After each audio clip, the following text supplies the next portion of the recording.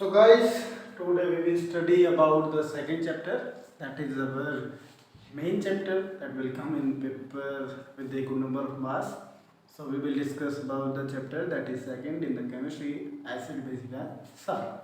So the chapter is acid, bases and salts. ठीक है, तो इसमें मेनली तीनों टॉपिक्स के बारे में डाउट है, मतलब भी डिस्कस करेंगे एसिड, बेस एंड साल्ट्स। ठीक है, तो तीनों जो आपके हैं तीनों ही मेन हैं, तीनों से ही गुड नंबर ऑफ मार्क्स का आपके पेपर में क्वेश्चंस आता है। So we will discuss about it. Acid, सबसे पहले भाई हम एसिड के बारे में पढ़ेंगे, एसिड की रिएक्शंस के बारे में पढ़ेंगे, then after bases, then after salts. ठीक है, दोनों से ही मिलकर दोनों बनते हैं, सभी एक दूसरे से थोड़ा थोड़ा अटैच है। एसिड क्या होता है? Acid is a word that is derive from the word acidus. ये आपने पढ़ लिया होगा कि लैटिन वगैरह से निकला है, एसिडस से निकला है, इसका मतलब सौर होता है, खट्टा होता है। ठीक है, तो I am going to tell you that acid are basically of two types, organic, inorganic. ये आपको, आप इसको मिनरल भी बोल सकते हो। ठीक है, मिनरल एसिड ये आपका नेचुरल होता है। ठीक है, ये नेचुरल तो ये भी है बट ये मिनरल में है। ये आपको फूड आर्टिकल जो आपके मतलब आपके ईटेबल्स हैं उनमें मिलते हैं। अब आपको देखो ऑर्गेनिक क्या है और एसिड क्या है। सबसे पहले एसिड देखो भाई, the thing which is replace सोर इनटेक, जो खट्टी होती है, एंड पीएच स्केल भी होता है that has the range below the 7 on the pH scale. ठीक है, जिसकी वैल्यू पीएच पर 7 से कम होती है। ठीक है, जो रेड ब्लू लिटमस को रेड कन्वर्ट कर देता है, जिसका नेचर बेसिस से थोड़ा डिफरेंट होता है। ठीक है, जो बेसिस से प्रीवियस भी होता है, मतलब कि कोई चीज़ पहले खट्टी हो सकती है देन बाद में कड़वी होती है। बेसिकली ऐसी बहुत सारी चीज़ें हैं। ठीक है, तो इनके दो टाइप्स होते हैं, ऑर्गेनिक और इनऑर्गेनिक। एसिड के एग्जांपल्स खट्टी कोई भी चीज़ ले लो, इमली ले लो, लेमन, ठीक है, ऑरेंज, ये सारे सिट्रिक एसिड लगते हैं, तो ये आपके मतलब एसिड्स हैं। ऑर्गेनिक इनऑर्गेनिक दो टाइप के एसिड होते हैं। ऑर्गेनिक वो जो आपको ईटेबल्स के अंदर मिल जाए, लाइक के सिट्रस फ्रूट्स जो होते हैं, लाइक लेमन हो गया, ऑरेंज हो गया, टार्ट्रिक हो गया, टार्ट्रिक सुना है ना? ठीक है, और वो होता है ना विनेगर, वो भी होता है, सिरका जिसको बोलते हैं।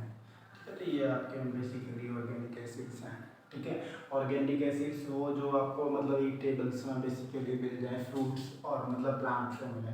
मिनरल एसिड वो जो रॉक वगैरह से मिले। ठीक है, चट्टानों में बहुत सारे एसिड, मतलब बहुत सारे पहाड़ों में खुदाई वगैरह में जो एसिड मिलते हैं उन्हें ऑर्गेनिक या मिनरल एसिड्स बोलते हैं। ठीक है, उन्हें हम मिनरल, जैसे आपका H3PO4 हो गया, फॉस्फोरिक एसिड हो गया, अदर्स एसिड वो आपके मिनरल एसिड के अंदर आते हैं। ठीक है, अभी हम एसिड के बारे में पढ़ने वाले हैं, बेसिस के बारे में, साल्ट के बारे में थोड़ा सा और बता देते हैं, बाकी इनके बारे में बाद में डिस्कस करेंगे। बेसिस क्या होते हैं? बेसिस को, एसिड को हिंदी में अम्ल कहा जाता है, बेसिस को क्षार, क्षार बोलते हैं भाई, इसको क्षत्रिय वाला क्षार। ठीक है, इसका मतलब क्या होता है? बेसिस वो होते हैं जिनका टेस्ट कैसा होता है, जिनका टेस्ट कड़वा होता है। ठीक है, इनकी पीएच रेंजेबल वैल्यू 7 to 14 हो सकती है, वो depend on the acid types को, वो स्ट्रॉन्ग है, वीक है, मीडियम है, कैसा है। ठीक है, तो वो आपका बेसिस होते हैं। बेसिस भी इनकी तरह ही होते हैं, कुछ खाने वाली चीज़ों में मिलते हैं पहले से ही, कुछ बाद में प्रेजेंट होते हैं। साल्ट्स क्या होते हैं? दोनों के मिलने पर साल्ट बनते हैं। साल्ट पहले भी होते हैं, किसी भी कंपाउंड को हम बेसिकली साल्ट ही बोलते हैं कि वो साल्ट बना रहा है। मेटल नॉन मेटल या मेटलिक साल्ट जो बनते हैं उसको साल्ट बोलते हैं, लेकिन जब दोनों भी मिलते हैं तब भी एक साल्ट बनता है। ठीक है, तो उसको भी हम साल्ट कह सकते हैं। Now we will discuss about acids. ठीक है, on the basis of foundation these are divided into categories that are organic or inorganic. On the basis of their strength these are divided into two categories, strong acid and weak acid.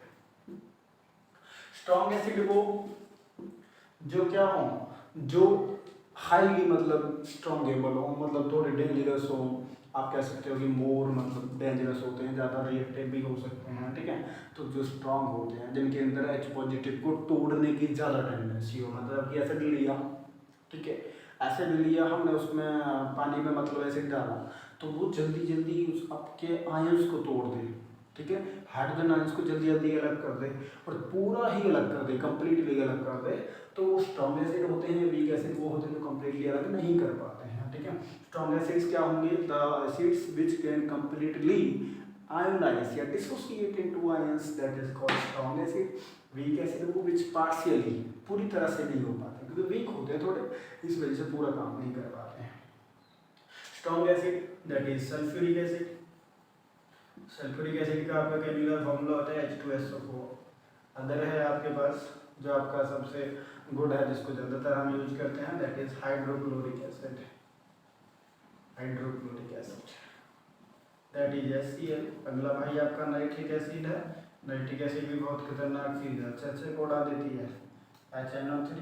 ठीक है, तो यहाँ पे कुछ common basically ज़्यादा strong acid है। Weak acid आपका जैसे कि फॉर्मिक एसिड हो गया, इसमें H3O4 भी आता है, SCOOH हो गया, ये आपका फॉर्मिक एसिड होता है। एक आपका एसिटिक एसिड होता है जो कि विनेगर के अंदर प्रेजेंट होता है, सिरके के अंदर, जो आपका CH3COOH होता है। ठीक है, तो ये वीक एसिड की कैटेगरीज में रखे गए। जो अदर एसिड होते हैं, सिट्रिक एसिड, वीक एसिड, ये सारे उनके फॉर्मूले भी होते हैं। मैं आपको अदर एसिड्स की कैटेगराइज भी दिखाता हूँ जो अदर एसिड्स होते हैं। सो मैंने आपके लिए कुछ एसिड्स को भी प्रेजेंट करा है। आपके पास जो मेनली सारे एसिड्स हैं उनके फॉर्मूले एंड उनके कंपाउंडिंग फॉर्मूले मैंने लिख दिए हैं। देखो H3PO4 मैंने लिखा है, आपको रैंडमली दिख रहा होगा H3PO4 है, दैट इज फॉस्फोरिक एसिड। ठीक है, वो भी एक स्ट्रॉन्ग एसिड में ही आता है। H2CO3 that is carbonic acid या हाइड्रोजन कार्बोनेट भी इसको बोलते हैं। हाइड्रोजन कार्बोनेट भी पॉलिमराइज होते हैं बच्चे साल्ट नहीं भाई एसिड है H2CO3। ठीक है, हाइड्रोजन और वाटर और कार्बन डाइऑक्साइड का मिक्सचर जो होता है वो होता है H2CO3 से बनने आता है। ये है भाई लैक्टिक एसिड। ये सारे एसिड डिफरेंट हैं, ये आपकी बुक में मतलब ज़्यादा यूजेबल नहीं है, लेकिन आप इनको पढ़ते हो। लेकिन किसी भी बच्चे को मैं गारंटी लेता हूँ इनका फॉर्मूला बहुत कम पता होता है, रेयरली। इन सभी को आप लिख लें जब आपके लिए इंपॉर्टेंट है। आपके पास जो पोर्शन है आप उसमें लिख सकते हो। अगर आपने टीचर लिखवाए तो बहुत अच्छी बात है, नहीं भी लिखवाए तो आप लिख भी सकते हो, कोई बात नहीं। लैक्टिक एसिड देखो, इसको मैंने ये कंपाउंडिंग फॉर्मूला में लिखा है, मतलब स्ट्रक्चर लाइक लिखा है, इन सबको मैंने डायरेक्टली रिप्रेजेंट कर दिया है। CH3 CHOH COH, here are 3 carbons, that is C3। कितने हाइड्रोजन हैं? 3 4 5 6 S6 2 3 6 1 up to 3 O3, that is lactic acid। Look at this everyone, focus on it, that is CH3 CHOH COH C3 S6O3। आप इसको याद रखिएगा, lactic acid का formula होता है। Lactic acid दही के अंदर यानी कि कर्ड के अंदर प्रेजेंट होती है, जो वाइट बनती है आपका पनीर होता है उसके अंदर भी प्रेजेंट होती है लैक्टिक एसिड। ठीक है, आप सभी भाई इसको ध्यान रखेंगे कि C3H6O3 is lactic acid that is present in the lactic, मतलब कि कर्ड में प्रेजेंट होती है, जो कि लैक्टोबैसिलस नाम के बैक्टीरिया को जनरेट करती है। बेंजोइक एसिड, बेंजीन सुना है सभी ने, लेकिन ये नहीं पता बेंजोइक एसिड क्या है। बेंजोइक एसिड भी पेट्रोल की तरह ही केमिकल लाइक काम करता है।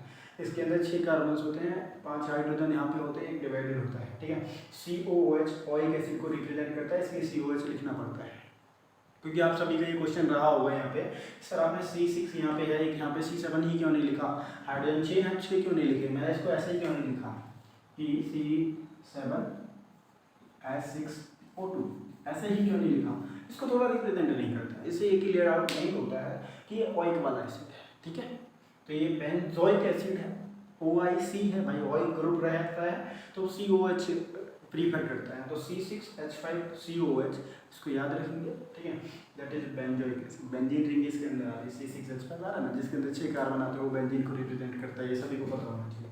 स्टिक एसिड सभी को पता है कि लेमन के अंदर स्टिक एसिड होता है, सभी को पता है ऑरेंज के अंदर स्टिक एसिड होता है, लेकिन ये नहीं पता कि स्टिक एसिड का फॉर्मूला क्या है। तो citric acid is this, citric acid का फॉर्मूला होता है C6, 6 कार्बन होता है, 8 हाइड्रोजन होते हैं, 7 ऑक्सीजन होता है, 6 7 8 कार्बन ऑक्सीजन हाइड्रोजन। ठीक है, तो C6H8O7, इसमें कोई ऑइल वगैरह नहीं है, इसलिए COH कोई लिखने की जरूरत नहीं है। तो C6H8O7 that is citric acid. Tartaric acid सभी ने पढ़ा है, इमली टार्ट्रिक खट्टी होती है, टार्ट्रिक में भी होता है, टार्ट्रिक एसिड होता है, गोलगप्पे वाला डालता है, लेकिन टार्ट्रिक एसिड का फॉर्मूला है, टार्ट्रिक एसिड दिस C4H6O6। ठीक है, 4 कार्बन होते हैं, 6 हाइड्रोजन 6 ऑक्सीजन, ऑक्सीजन और हाइड्रोजन दोनों बराबर होते हैं, C4H6O6। Oxalic acid C2H2O4। Oxalic acid किसके अंदर होता है भाई, किसी को पता होगा कमेंट सेक्शन में जल्द से जल्द बताएं। तो ऑक्सैलिक एसिड आपका टमाटर के अंदर होता है, आप सभी को क्लियर होना चाहिए कि oxalic acid present in tomato. Tomato के अंदर ऑक्सैलिक एसिड होता है, बहुत अच्छा होता है, इसको इस्तेमाल भी किया जाता है। C2H2O4 that is oxalic acid, tartaric acid ये होता है। तो ये सारे आपके एसिड हैं।